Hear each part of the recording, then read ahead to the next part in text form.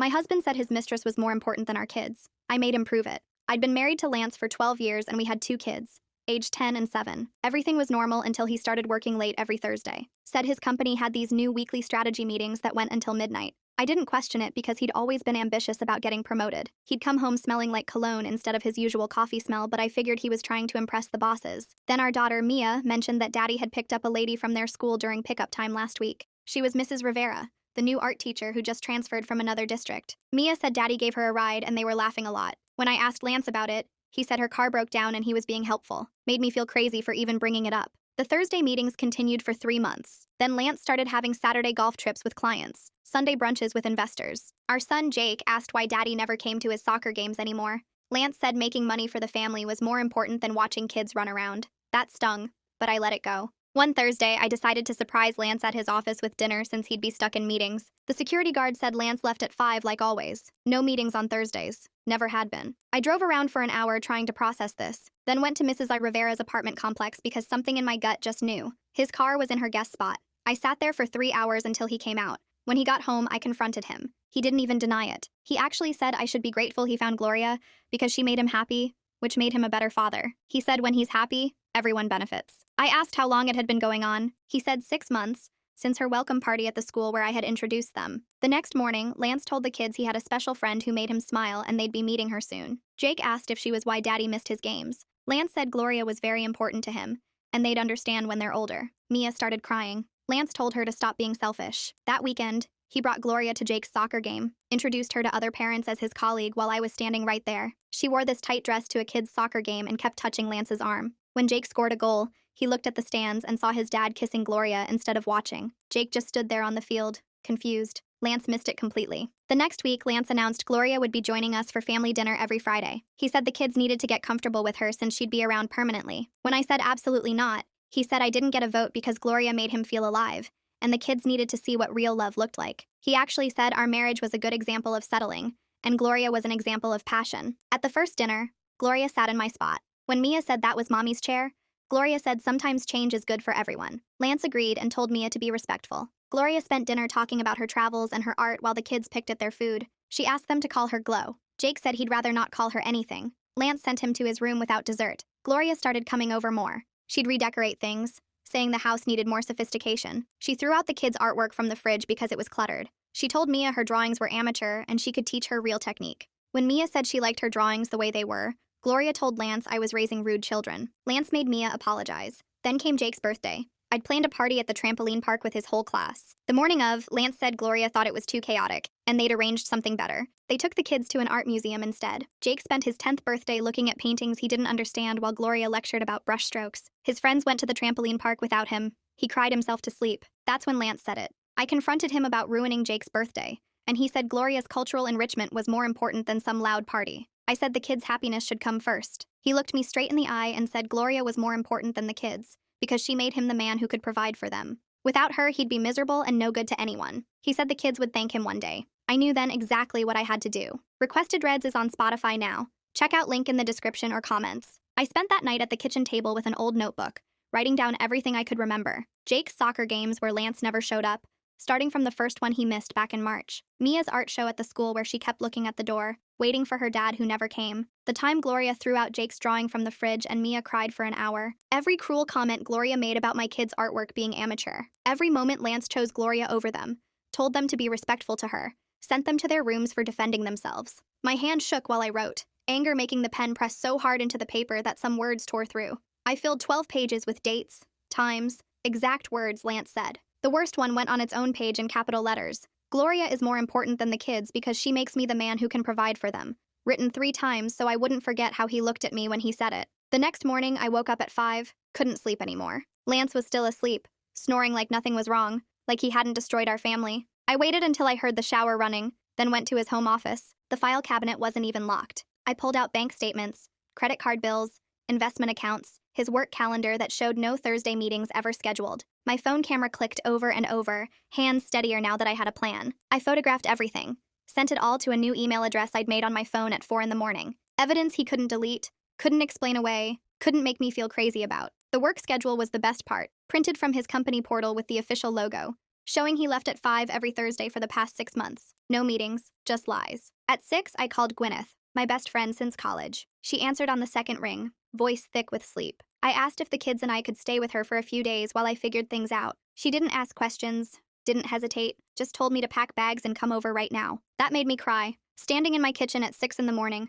because someone actually cared about protecting my kids. I packed 3 bags fast, throwing in clothes and toothbrushes and the kids' favorite stuffed animals, Mia's art supplies, Jake's soccer ball, things that would make them feel safe. Lance came downstairs at 7:30, hair still wet, checking his phone before he even looked at me. I told him calmly that the kids and I were spending the weekend at Gwyneth's house because we needed space. He barely glanced up, thumbs moving across his screen. He said that was fine because he had plans with Gloria anyway, like I'd just told him we were going to the grocery store instead of leaving him. He walked out the door without asking why we needed space, without asking if the kids were okay, without looking at me at all. At Gwyneth's house, I set the kids up with movies in her living room, cartoons they liked that made them laugh. They seemed happy to be somewhere different, somewhere Gloria wasn't. I sat at Gwyneth's kitchen table with my laptop and searched divorce attorneys, read reviews for 2 hours, compared rates, made notes about which ones specialized in custody cases. 5 lawyers made my list, all women, all with reviews mentioning they were tough in court. One review said Jillian Rowe had helped a mother prove parental alienation and won primary custody. I highlighted that name 3 times. Monday morning, I dropped the kids at the school, hugged them extra long, promised I'd pick them up early. Then I drove to Jillian Rowe's office downtown, a small building with her name on a brass plate outside. The receptionist led me to a conference room with a big window. Jillian walked in 5 minutes later, tall with gray hair and sharp eyes that looked right through me. She sat down and told me to start from the beginning. I talked for 40 minutes straight, telling her everything while she took notes in neat handwriting. When I finished, she put her pen down, looked me straight in the eye and said, "We can protect your children." Those exact words. I almost cried again. Jillian explained that Lance's own words about Gloria being more important than his kids would destroy him in custody court. She said judges hate parents who put their affairs above their children, especially when there's proof of the mistress being cruel to the kids. She told me we needed to be smart and careful, gathering more evidence while acting like I was trying to work things out. Judges like parents who try to fix their marriages, she said, even when the marriage is obviously over. We had to play the game right. I hired her right there, wrote a check from my personal savings account that Lance didn't know about. Money I'd been saving from my part-time job at the library. Just a few $100s a month for years. We made a plan together at that conference table. Document everything that happened from now on. Get the kids into therapy so a professional could see the damage and write reports for court. Wait for Lance to keep choosing Gloria over the kids, because he would. Jillian said that last part with complete certainty, like she'd seen 100 men just like Lance. She probably had. That afternoon, I picked up the kids from the school at 2 instead of 3, told them we were getting ice cream. We sat at a table outside the ice cream shop, them with chocolate cones, me with nothing because my stomach was too tight. I explained gently that Mommy and Daddy were having big problems, and we might not all live together soon. Mia asked if it was because of Gloria. I said yes. She looked relieved instead of sad, her whole face relaxing like I'd told her good news. That broke my heart worse than anything Lance had done, seeing my 10-year-old daughter relieved that her family was ending. Jake asked if he'd still have to see Gloria if we didn't live with Daddy anymore. His voice was small and scared, ice cream dripping down his hand. I promised him I would do everything in my power to protect both of them from her. He put his cone down and hugged me so tight I could barely breathe, his small arms around my neck, holding on like I might disappear. I hugged him back and realized my kids had been waiting for me to do something, to protect them, to choose them over keeping the peace. They'd been waiting for months while I tried to make it work, and I'd let them down by waiting so long. I went online that night after the ice cream, after the kids were finally asleep, and searched for family therapists who worked with children going through divorce.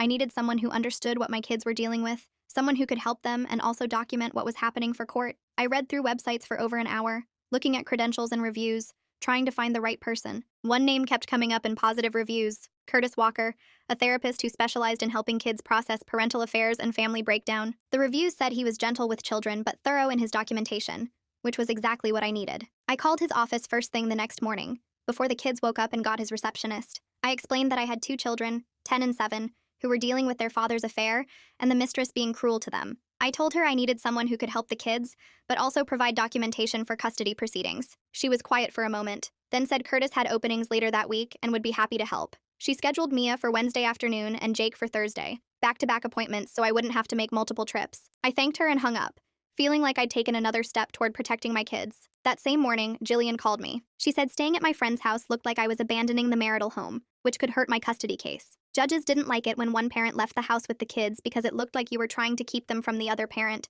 even if that parent didn't care. She told me to move back home immediately and document everything that happened there instead. I didn't want to go back, didn't want to see Lance or have the kids around Gloria again, but I understood the strategy. We packed up our things at Gwyneth's house that afternoon and I drove us home. Lance's car was in the driveway when we pulled up, which surprised me because it was only 3 in the afternoon on a Tuesday. I got the kids inside and started unpacking our bags while they went to their rooms. Lance came downstairs around 5, glanced at us like he'd barely noticed we'd been gone and went to the kitchen to make coffee. He didn't ask where we'd been or if the kids were okay. He just made his coffee and went back upstairs to his office. That night, around 6, the doorbell rang. I answered it and Gloria walked in without waiting for an invitation, carrying a bag of takeout food. Lance came down and kissed her right in front of me and the kids, then announced they'd brought dinner for everyone. I pulled out my phone and took time-stamped photos of her in our house, of Lance kissing her in our entryway, of the two of them setting up dinner like they owned the place. I made sure the timestamps were clear and sent them to Jillian immediately. Dinner was worse than I expected. Gloria sat at the table and immediately started watching how Mia ate,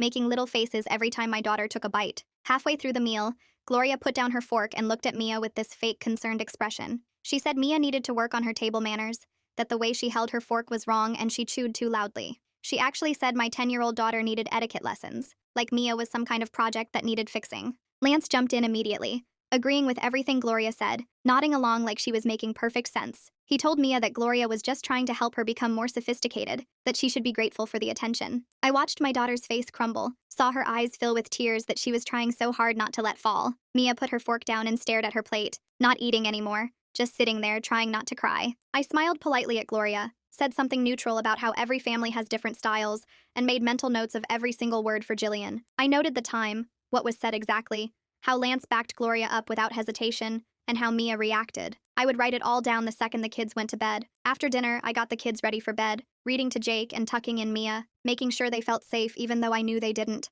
Once their doors were closed and I heard their breathing settle into sleep, I went back downstairs. Lance was on the couch watching TV with Gloria curled up next to him. I stood in the doorway and told him clearly that Gloria was not welcome in our home anymore until we'd worked through our marriage problems. I kept my voice calm and reasonable, exactly like Jillian had told me to do. Lance looked at me and laughed. Actually laughed like I'd told a joke. He said there was nothing to work through because he was happy with Gloria, and I needed to accept that she was part of our lives now. He said it so casually, like he was talking about the weather, like our marriage and our kids meant nothing. Gloria smirked at me from the couch and Lance put his arm around her. I had my phone in my pocket, recording everything, the microphone pointed toward them. I let him talk, let him say everything about how Gloria made him happy, and I just needed to get over it and accept the new reality. I recorded every word, then excused myself and went upstairs to email the audio file to Jillian before I went to bed. The next day, I drove to Jillian's office with the recording on my phone. I sat in her conference room and played it for her, watching her face as she listened to Lance dismiss our marriage and tell me to accept his mistress. When it finished, Jillian smiled. Not a happy smile, but a satisfied one. She said Lance was making our case for us by being so obvious about his priorities, so blatant about choosing Gloria over everything else. She told me to let him keep going, keep bringing Gloria around, keep saying these things because every word and every action was evidence. She said we should let him continue while we quietly built our case, gathering everything we needed to show a judge exactly who Lance had become. I felt relieved and angry at the same time. Relieved that we were building a strong case, but angry that I had to document my husband destroying our family. Jillian told me the therapy appointments with Curtis were perfect timing, that having a professional assess the kids would be powerful evidence of the damage Lance was causing. Wednesday afternoon, I picked Mia up from the school early and drove her to Curtis Walker's office. The building was small and quiet, with a waiting room that had kids' books and toys. Curtis came out to meet us, a man in his 40s with kind eyes and a calm voice. He shook Mia's hand and told her they were just going to talk and maybe draw some pictures. Nothing scary or hard. I waited in the lobby while they went into his office, checking my phone and trying not to worry. After 45 minutes, Curtis brought Mia back out. She looked tired but okay, not upset. Curtis asked if he could speak with me privately for a moment, and I followed him back to his office while Mia waited with the receptionist. He told me the session went well, that Mia had opened up about feeling replaced by Gloria, and how her daddy didn't pay attention to her anymore. He said she talked about how Gloria threw away her artwork and criticized everything she did, and how Lance always took Gloria's side. Curtis said the emotional neglect was clear and concerning, and he would be documenting everything carefully for potential court involvement. He asked me to bring Jake tomorrow and said he'd start building a complete picture of what these kids were going through. Thursday, I brought Jake to the same office. He was more nervous than Mia had been, asking me if he had to talk about Daddy and Gloria. I told him he could talk about whatever he wanted, that Curtis was there to help him feel better. Jake went into the office holding Curtis's hand, looking small and scared. This session was longer, almost an hour, and when they came out, Jake looked exhausted. Curtis asked to speak with me again, and this time his face was more serious. He said Jake's session was harder because Jake didn't have the words for his feelings yet, being only 7. But Jake had drawn a picture during their time together, and Curtis showed it to me. The drawing showed our family, but Lance and Gloria were on one side holding hands, and the 3 of us were on the other side, with a thick black line separating the two groups. Jake had drawn the line over and over, making it dark and heavy, creating a wall between his father and the rest of us. Curtis said the drawing spoke volumes about how Jake understood the family split, how he saw his father choosing Gloria over him and his sister and me. He said he'd keep the drawing for his files and continue documenting both children's progress and distress. I started keeping a detailed journal of every single interaction after that. When Lance missed Jake's soccer practice on Saturday because he was taking Gloria to dinner downtown, I wrote it down with the date and time. When Lance told Mia he couldn't attend her school art show because it was the same night as Gloria's gallery opening and obviously Gloria's event was more important, I documented his exact words and Mia's reaction. When Lance promised to take the kids to the park on Sunday, but spent the day with Gloria instead, leaving them sitting by the door waiting for him until I finally told them he wasn't coming, I wrote down every detail. I took photos of the kids' disappointed faces, of text messages from Lance canceling plans, of times he said he'd be home but showed up 6 hours late smelling like Gloria's perfume. I created a file on my computer with everything organized by date, every broken promise, and every choice he made that hurt our children. Jillian told me this documentation would be powerful in court, showing a pattern of neglect and broken trust that no judge could ignore. 2 weeks into therapy, Curtis called me to his office without the kids. He sat me down and told me both children were showing clear signs of emotional distress directly related to their father's behavior and Gloria's presence in their lives. He said Mia was developing anxiety about going home, worried about what Gloria might criticize or throw away next. Jake was having trouble sleeping and had started acting out at the school, getting into fights with other kids when he never had before. Curtis said the damage was real and measurable, and it was getting worse the longer they stayed in that environment. He offered to write a professional assessment for custody proceedings, a detailed report about what he was seeing, and how Lance's choices were harming his children. I accepted immediately, thanking him for being willing to help us. He said he'd have the assessment ready within a week, and it would clearly state that the children needed to be removed from the situation for their mental health and well-being. That weekend, Lance made his big announcement. He came home Friday night with Gloria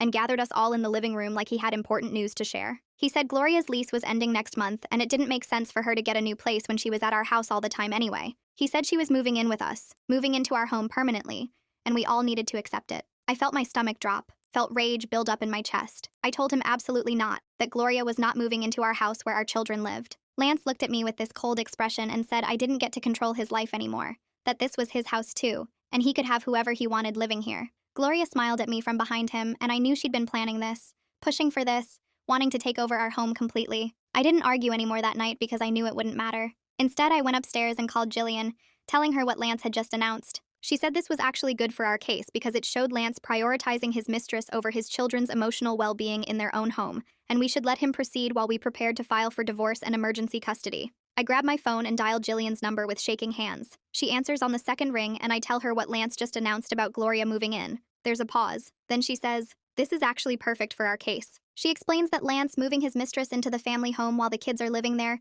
shows he's putting his relationship before their emotional well-being. She tells me to send her an email tonight documenting my objection to Gloria moving in, making it clear I told Lance no and he's doing it anyway. Then she says we let him proceed with this terrible decision while we file for divorce and emergency custody. Her voice is calm and strategic, like she's seen this pattern 100 times before. I thank her and hang up, feeling slightly less panicked now that I have a plan. That night after Lance goes to bed, I sit both kids down at the kitchen table. Mia clutches her stuffed rabbit and Jake keeps picking at a loose thread on his shirt. I tell them Daddy has decided Gloria is going to live with us starting next month. Mia's face crumples immediately, and Jake just stares at the table. I reach across and take both their hands, telling them Mommy is going to make some changes to keep them safe and happy. Mia looks up at me with tears streaming down her face and asks if we can leave instead, if we can go somewhere without Gloria. I squeeze her hand and promise that yes, very soon, we will have our own place where it's just the three of us. Jake asks if Gloria will throw away more of our stuff, and I tell him she won't get the chance because we're leaving before she can hurt them anymore. They both hug me tight,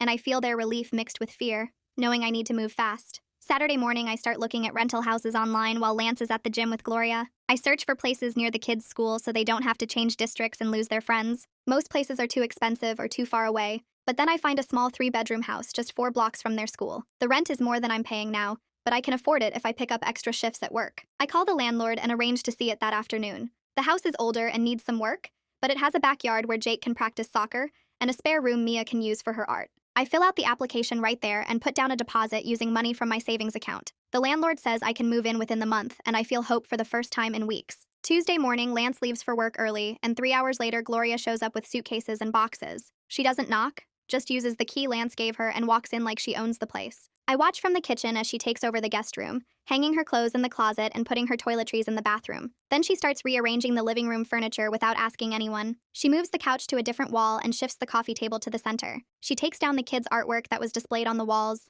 the drawings and paintings they were so proud of, and tosses them in a trash bag. In their place, she hangs her own pieces, abstract paintings with harsh colors that feel cold and unwelcoming. When Mia comes home from the school and sees her butterfly painting in the trash, she starts crying. Gloria tells her the house needs to look more mature now that she lives here, that children's artwork is fine for the refrigerator but not for display. I pull the drawings out of the trash after Gloria goes upstairs and hide them in my closet. Thursday afternoon, Jake comes home from the school with red eyes and tear tracks on his face. I ask what's wrong, and he tells me some kids were teasing him about his dad having a girlfriend. Apparently, their parents had been talking about seeing Lance and Gloria around town together, holding hands at restaurants and kissing in parking lots. The other kids called Jake's family weird and asked if his mom knew his dad had a new wife. Jake says he tried to ignore them, but they wouldn't stop, and he ended up pushing one of the boys during recess. I hug him close while he cries into my shoulder. When Lance gets home, I tell him what happened, and he barely looks up from his phone. He says kids are mean sometimes, and Jake needs to toughen up, that he can't let other people's opinions bother him. Jake starts crying harder and runs to his room. Lance shrugs and goes to find Gloria.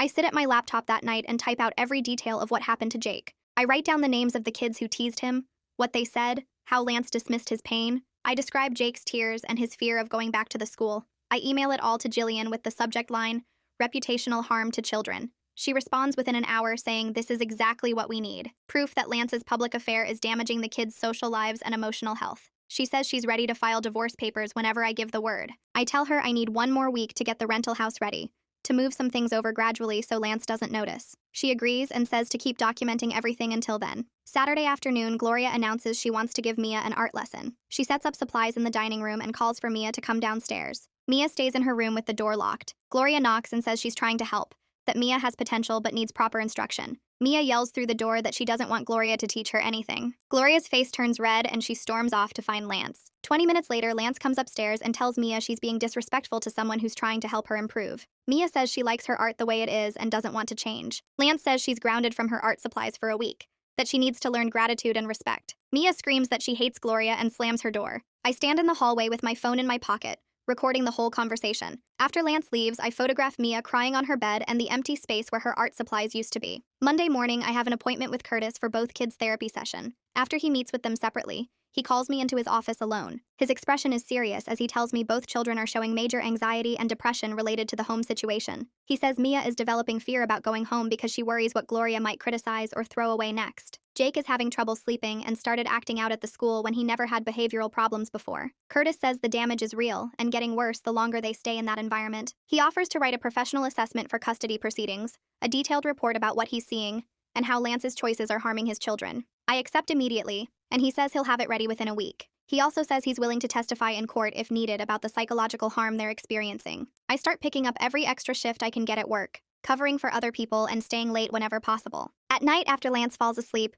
Gwyneth comes over and helps me pack boxes. We work quietly, filling boxes with clothes and toys and kitchen items Lance won't notice missing. I take them to the rental house in small loads, setting up the kids' rooms first so they'll have familiar things waiting for them. Gwyneth keeps telling me how proud she is that I'm protecting my kids, that I'm doing the right thing even though it's scary. She helps me move my clothes and books, picture frames and dishes, all the personal items that make a house feel like home. Lance never notices the gradual emptying of our shared space because he's too busy with Gloria. Friday night, Gloria hosts a dinner party at our house for her art teacher friends. She sends out invitations and plans the menu without asking me. 6 people show up carrying wine bottles and acting like this is Gloria's home. She introduces Lance as her partner while I'm standing right there in my own kitchen. The guests look uncomfortable, glancing between Gloria and me with confused expressions. One woman asks how long Lance and I have been separated, and Gloria laughs, saying they're working on that part. I smile politely and serve appetizers, making mental notes about how Gloria is already acting like a wife in front of witnesses. I take photos of the party, of Gloria playing hostess in my home, of Lance with his arm around her while she shows off her artwork on my walls. Everything goes into the file for Jillian.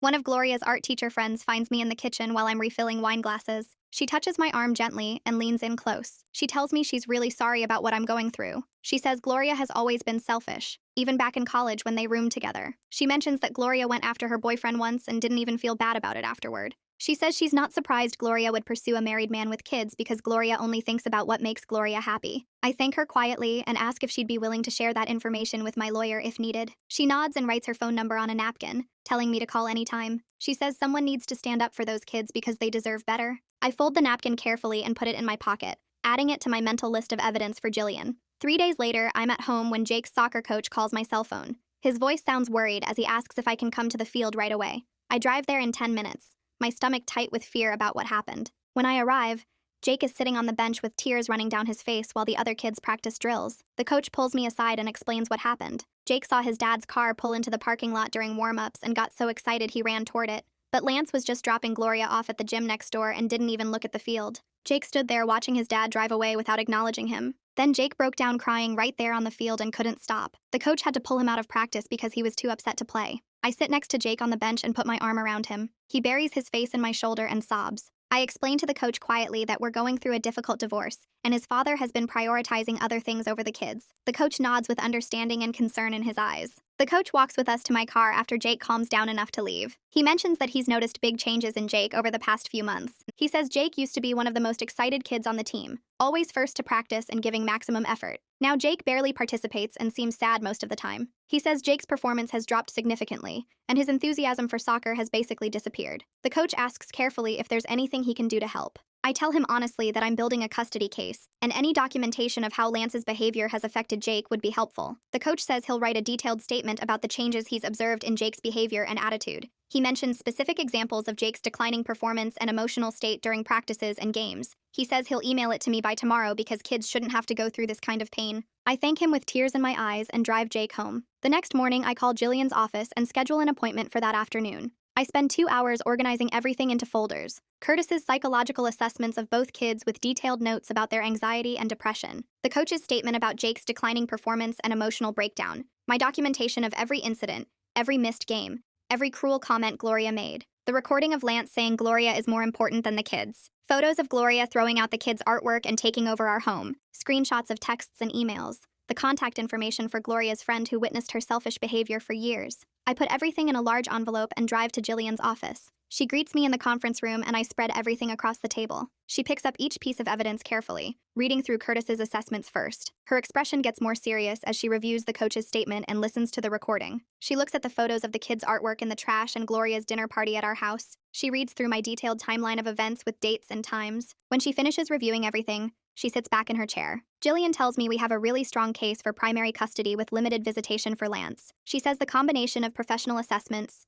witness statements, recorded admissions, and documented patterns of neglect creates a picture that family court judges take very seriously. She explains that Lance prioritizing his mistress over his children's emotional well-being, combined with Gloria's cruelty toward them, gives us solid grounds for requesting supervised visitation only. She says we can also request a restraining order keeping Gloria away from the children during any visitation time Lance does get. She starts drafting divorce papers right there while I wait, typing quickly on her laptop. She includes requests for full physical custody, child support based on Lance's real income, and specific provisions protecting the kids from Gloria's influence. She prints everything out and shows me each section, explaining what it means and why it matters. She says she'll file the papers this week and have Lance served. She tells me to prepare for him to react badly, but to stay calm and document everything he does. She reminds me that his behavior will only help our case. Friday morning arrives and Lance leaves for work at his usual time. I wait until his car disappears down the street before I start moving. I take the kids to the school like normal, hugging them both extra tight before they go inside. Then I drive back home and load the last boxes into my car. Gwyneth meets me at the house with her truck and we work quickly, carrying out the remaining furniture and belongings. We take the kids' beds, their dressers, the kitchen table Lance never noticed was mine before we got married. We pack up all the personal items, family photos, anything that makes this house feel like ours. The rental house already has most of our stuff from the gradual moves over the past weeks. This is just the final load, the last pieces of our life here. I leave the divorce papers on the kitchen counter where Lance will see them immediately when he comes home. I write a short note on top that says we're done, and he can contact me only through Jillian. I take my phone to the carrier store and get a new number, giving the new contact information only to Jillian, the school, and a few trusted friends. I block Lance's number on my old phone before I cancel the service. Then I drive to the rental house and start unpacking. Jillian calls me less than an hour after Lance would have gotten home. She sounds calm, but I can hear the satisfaction in her voice. She says Lance called her office furious and yelling, demanding to know where his kids are. He apparently threatened to call the police and report me for kidnapping. Jillian told him calmly that his children are safe with their mother, who actually prioritizes their well-being over her romantic relationship. She informed him that he'll be served with official divorce papers and he can respond through his own attorney. She said he needs to communicate only through legal channels from now on.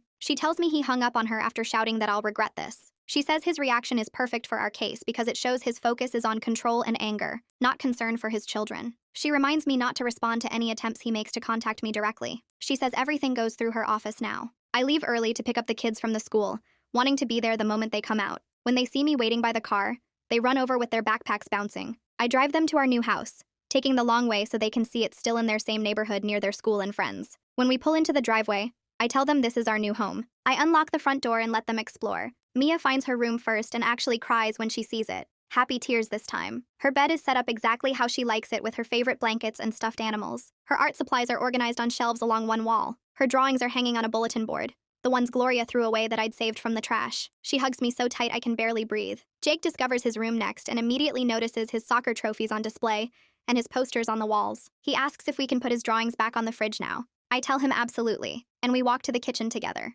He tapes up 3 drawings he made at the school this week, standing back to admire them with a huge smile. That weekend, we stay in our pajamas until noon and watch movies on the couch. I make pancakes for breakfast, and we eat them while sitting on the floor because I haven't bought a coffee table yet. We play board games that have been packed away for months because Gloria said they were childish and cluttered the house. We order pizza for dinner and eat it straight from the box. There's no Gloria criticizing anything, no Lance ignoring them while texting his mistress, no tension or walking on eggshells or wondering what will get thrown away next. Just the 3 of us being comfortable and safe in our own space. The kids are noticeably calmer, their shoulders relaxed instead of hunched up near their ears. Mia laughs at something in the movie we're watching. Jake makes jokes during the board game and doesn't look sad when he talks about soccer. On Sunday afternoon, Jake actually laughs at something funny I said, a real genuine laugh that comes from his belly. I realize I haven't heard him laugh like that in months, maybe since before Gloria entered our lives. Monday morning, Jillian calls to tell me Lance's attorney contacted her office. He demanded immediate visitation with his children. Jillian responded by sending our complete evidence package along with Curtis's professional recommendation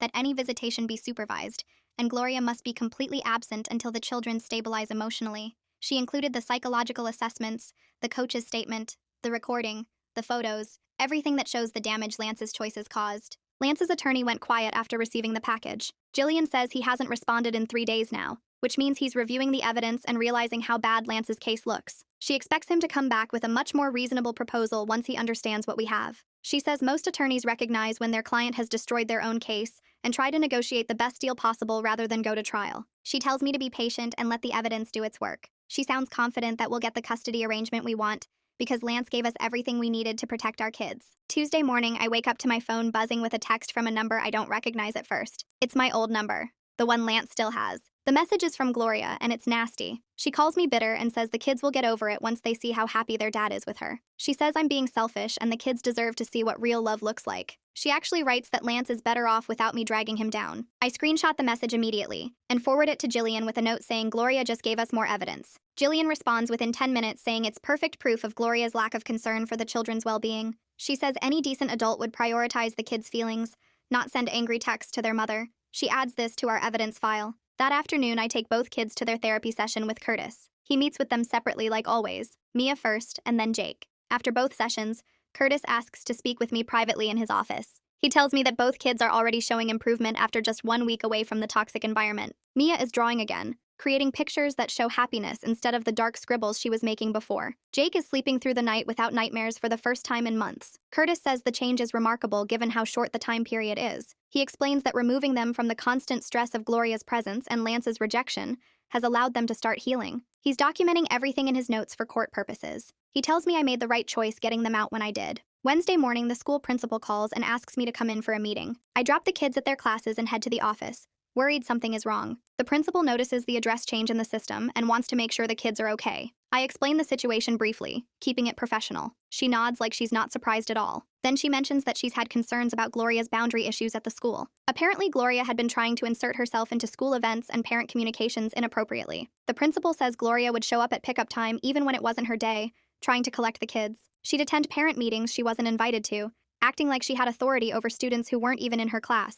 Other teachers complained that Gloria was overstepping and making parents uncomfortable. The principal has been keeping notes because several families mentioned concerns. The principal offers to provide a statement about Gloria's inappropriate behavior at the school. and Lance's absence from the school activities and parent-teacher conferences. She pulls out a file that documents every missed conference Lance skipped, every event he didn't attend, every time Gloria caused problems. She says several teachers have noticed the children's distress over the past months and their improvement since the separation. She's willing to document all of it officially for court purposes. I thank her and immediately text Jillian about this new evidence. Jillian responds saying this is exactly what we need because it shows a pattern of Gloria's poor judgment and Lance's neglect from objective professional observers. Thursday afternoon, Jillian calls with news. Lance finally agreed to supervised visitation at a neutral location without Gloria present. Jillian says this shows he knows his case is weak because a father confident in his parenting wouldn't accept such restrictions. The first visit is scheduled for Saturday at a family visitation center, where a professional supervisor will observe his interaction with the kids and file reports. Jillian explains that these supervisors are trained to watch for concerning behaviors,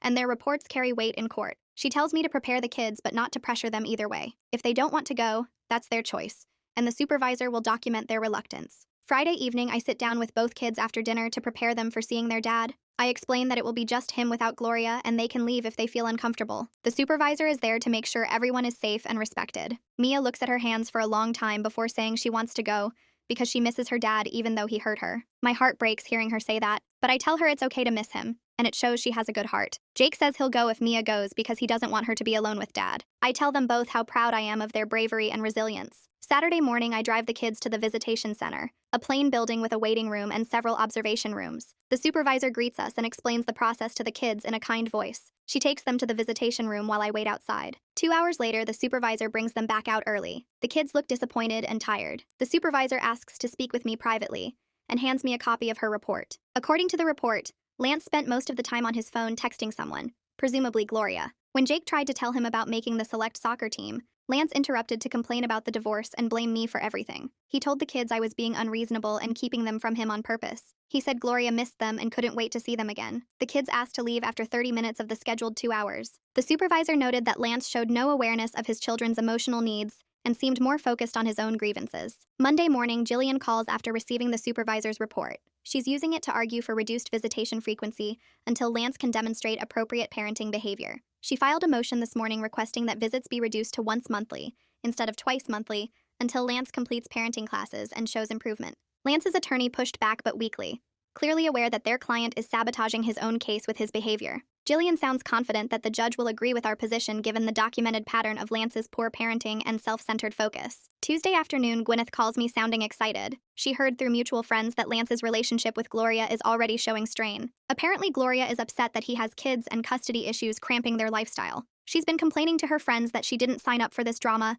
and Lance comes with too much baggage. The friend says Gloria seems ready to move on to someone less complicated, someone without children and an ex-wife. Gwyneth thinks Gloria might leave Lance soon, which would be poetic justice after everything he sacrificed for her. I try not to feel satisfied about this, but I can't help it. 2 months pass with the kids settling into our new routine and Lance having minimal supervised visits that continue to go poorly. Finally, the mediation session arrives. I meet Jillian at her office and we drive to the mediator's building together. Lance arrives 20 minutes late, which the mediator notes with obvious disapproval. He keeps checking his phone throughout the meeting, typing messages and barely paying attention. The mediator asks him to put the phone away, and he does, but keeps glancing at it. We sit across from each other with our attorneys on either side, and the mediator at the head of the table. The mediator reviews the custody proposal and asks if we're ready to discuss arrangements. Lance immediately jumps in saying he wants more time with his kids. Jillian pulls out the folder I recognize from our preparation meetings and starts laying documents on the table. She doesn't rush, just places each piece of evidence carefully where the mediator can see it. The supervisor's reports from the visitation center go down first,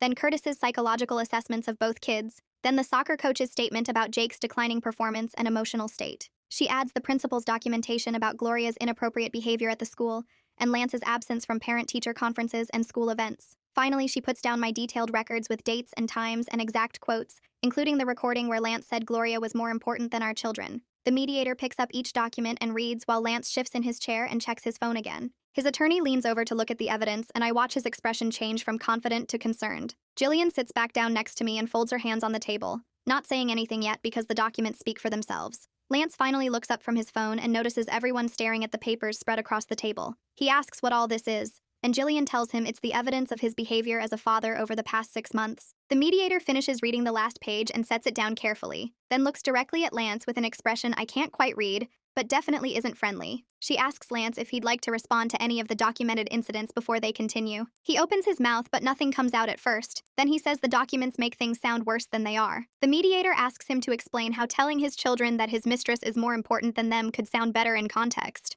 Lance's face goes red and he says that's not what he meant, that I must have recorded him wrong or taken it out of context. Jillian reaches into her bag and pulls out a small recorder, asking if he'd like to hear the actual audio. His attorney puts a hand on Lance's arm and shakes his head slightly, clearly telling him to stop talking. The mediator writes something on her notepad, and the sound of her pen scratching paper fills the quiet room. She looks up and addresses Lance directly, telling him that his behavior has been detrimental to his children based on the professional assessments and documented evidence. She asks him what he thinks is more important, his relationship with Gloria or his relationship with his kids. The room goes completely silent, and I can hear Lance breathing next to me across the table. He sits there frozen, and I watch him actually think about his answer like it's a difficult question. The pause stretches out for 5 seconds, then 10, then 15, and in that growing silence, everyone in the room understands exactly what his hesitation means. His own attorney looks away and shakes his head, clearly disgusted with his client. The mediator makes another note on her paperwork, and the scratching sound seems louder this time, more final. Jillian glances at me, and I see the smallest hint of satisfaction in her expression because we both know Lance just destroyed whatever chance he had. He finally says he loves his children, but Gloria makes him happy,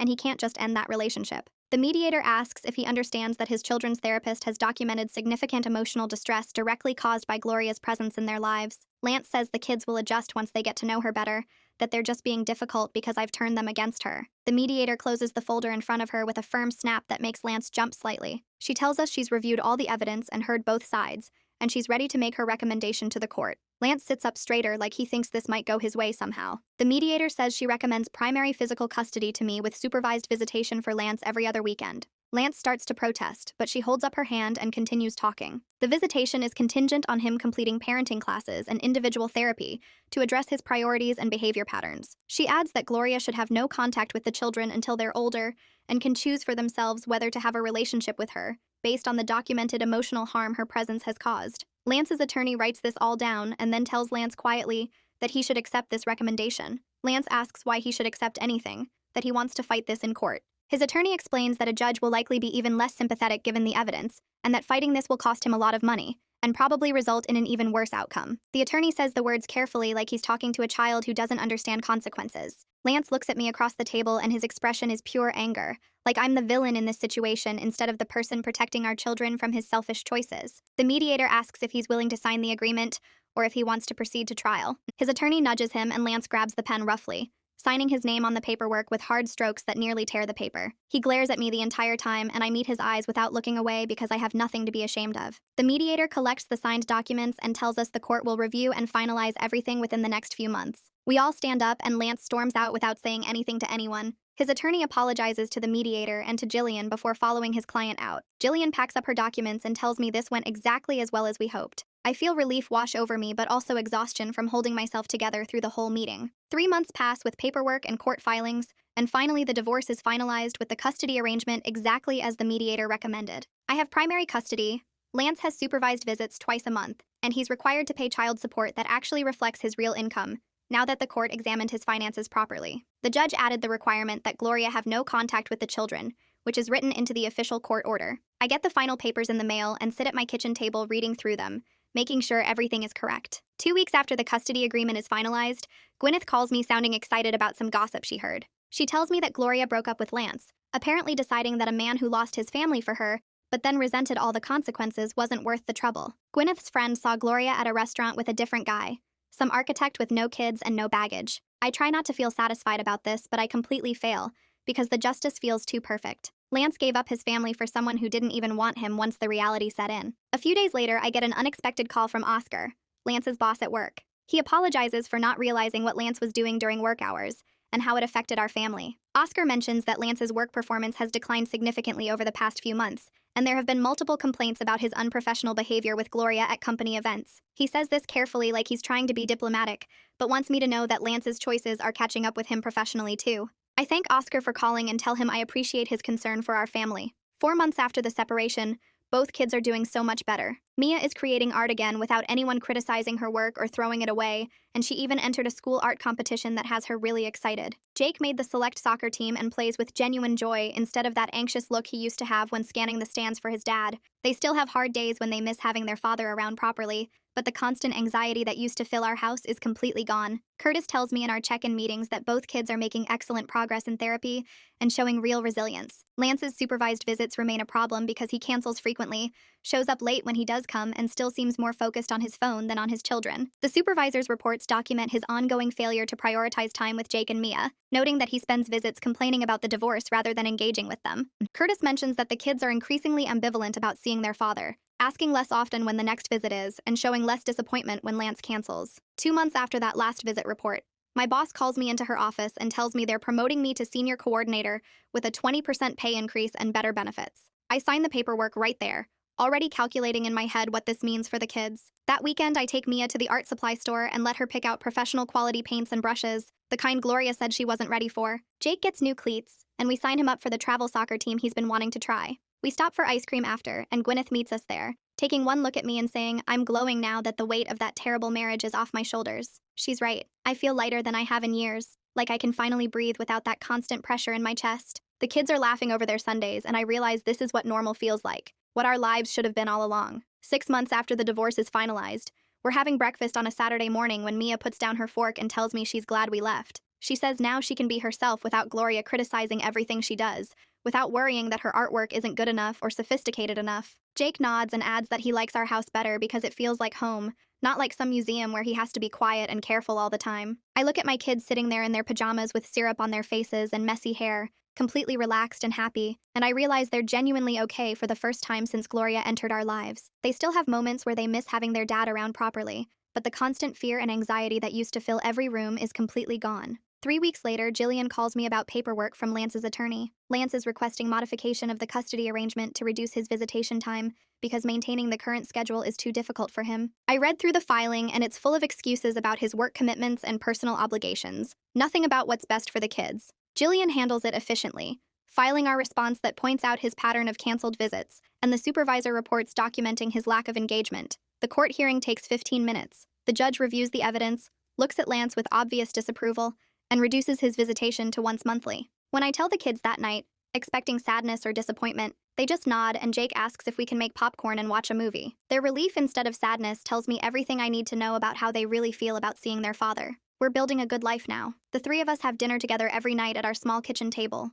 No Gloria redecorating our space or throwing out their artwork. I help with homework while they tell me about their day, really tell me without fear of being criticized or dismissed. We go to Jake's soccer games, and I'm the loudest parent in the stands, cheering every time he touches the ball. Mia's art is all over our fridge and walls, her drawings getting better as her confidence grows back. On weekends, we do things we actually enjoy instead of cultural enrichment we're supposed to appreciate. The kids are healing slowly but surely, laughing more and relaxing into just being children again. I'm stronger than I ever thought possible, capable of providing for them and protecting them in ways I didn't know I had in me. We're finally free from someone who proved over and over that he never deserved us in the first place, and every day that freedom feels more real and more right.